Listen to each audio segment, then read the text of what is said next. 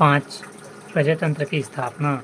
आज़ादी के पश्चात देश में प्रजातंत्र की स्थापना की गई। नवीन संविधान में रंग, लिंग, जन्म, धर्म आदि के आधार पर किसी भी प्रति भेदभाव करने का प्रतिबंध लगाया, जिससे जाति व्यवस्था में परिवर्तन आया। 6वां धार्मिक आंदोलन। विभिन्न समय में सामाजिक धार्मिक सुधार के लिए संचालित ब्रह्म समाज, आर्य समाज, प्रार्थना समाज, रामकृष्ण मिशन तथा विभिन्न समाज सुधारकों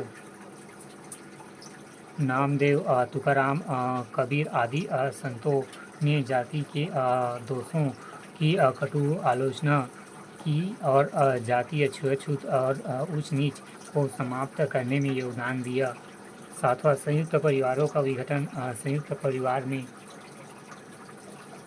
जातीय नियमों का पोषण होता है। एकल परिवारों की स्थापना के पश्चात जातीय का पोषण करने वाले विचारों में कमी आई। 8वां यातायात एवं संचार साधन में उन्नति। यातायात एवं संचार के नवीन साधनों के कारण लोगों की गतिशीलता, समानता के भाव पनपे, छुआछूत कम हुई और खान पान के नियमों की शिथिलता आई। अथवा सामाजिक परिवर्तन में चक्रीय सिद्धांत की विवेचना कीजिए। उत्तर: सामाजिक परिवर्तन से आशय लोगों के कार्य करने तथा विचार करने के तरीके में होने वाले बदलाव से है। डेविस के अनुसार सामाजिक परिवर्तन केवल उन्हीं परिवर्तनों को समझते हैं जो सामाजिक संगठन अर्थात समाज के ढांचे और प्रक्रियाओं में घटित होते हैं। सामाजिक परिवर्तन की व्याख्या के लिए अनेक सिद्धांत दिए गए हैं, जिनमें प्रमुख चक्रीय सिद्धांत है। सामाजिक परिवर्तन का चक्रीय सिद्धांत। इस सिद्धांत को सार्थकों का मानना है कि परिवर्तन जहाँ से प्रारंभ होती है, घूम फिर कर पुनः पहुँच जाती है। उदाहरण के लिए प्रकृति में ऋतु परिवर्तन का चक्र चलता है और सर्दी, गर्मी, वर्षा की ऋतुएं एक के बाद पुनः आती रहती है। उसी प्रकार मनुष्य भी जन्म और मृत्यु के दौर में गुजरते हैं। वे जन्म लेते हैं, विवाह होते हैं, वृद्ध हो जाते हैं, मर जाते हैं, मर कर फिर जन्म लेते हैं और पुनः इस चक्र को दोहराते हैं। इस सिद्धांत के समर्थक स्लेगर, टायन, बी, पैरोटो एवं सोरोकिन प्रमुख इन समर्थकों के सिद्धांत में लिखित है।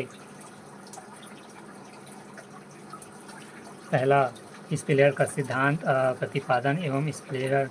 जर्मन विद्वान स्पेलर ने सन 1918 में प्रकाशित अपनी किताब the Clyde of the West में सामाजिक परिवर्तन एवं चक्रीय सिद्धांत प्रस्तुत किया। उन्होंने विश्व के 8 सभ्यताओं का अध्ययन कर उनके उत्थान एवं पतन को दर्शाया। इसमें शामिल सभ्यताएं थी अरब, मिस्र, मिजियंस, माया, रूसी पश्चिमी संस्कृति, हिंदू एवं चीनी आदि। दूसरा, टैबनी का सिद्धांत चुनौतियों एवं प्रत्युत्तर का सिद्धांत प्रतिपादक एवं टायाबी। उन्होंने अपनी किताब द कस्टडी ऑफ हिस्ट्री में सामाजिक परिवर्तन का सिद्धांत प्रस्तुत किया। उनका मानना है कि प्रत्येक सभ्यता को प्रारंभ में प्रकृति व मानव द्वारा चुनौती दी जाती है। इस चुनौती का प्रत्युत्तर देने के लिए व्यक्ति को अनुकूल की आवश्यकता होती है और इस कड़ी में वह सभ्यता व संस्कृति का निर्माण करता है। उदाहरण के लिए सिंधु व नील नदी घाटियों में स्थापित सभ्यताएं इस सिद्धांत को चुनौती एवं प्रत्युत्तर का सिद्धांत कहते हैं। चक्रीय सिद्धांत के समर्थन में अन्य सिद्धांत के अभिजात्य वर्ग के परिभ्रमण का सिद्धांत एवं प्राकृतिक गतिशीलता का सिद्धांत भी प्रसिद्ध है।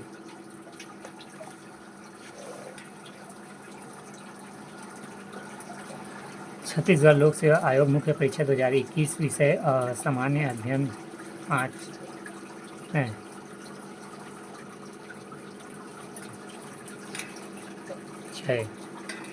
भाग 2 समाजशास्त्र।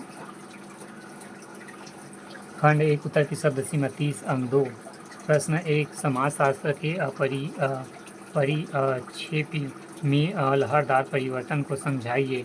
उत्तर समाजशास्त्र के दृष्टिकोण में लहरदार परिवर्तन का आशय ऐसे परिवर्तन से है जिसमें लहरों के समान उतार चढ़ाव होता है, जो कभी अज्ञानता की ओर अग्रसर होते हैं तो कभी अवनति की ओर चलते हैं।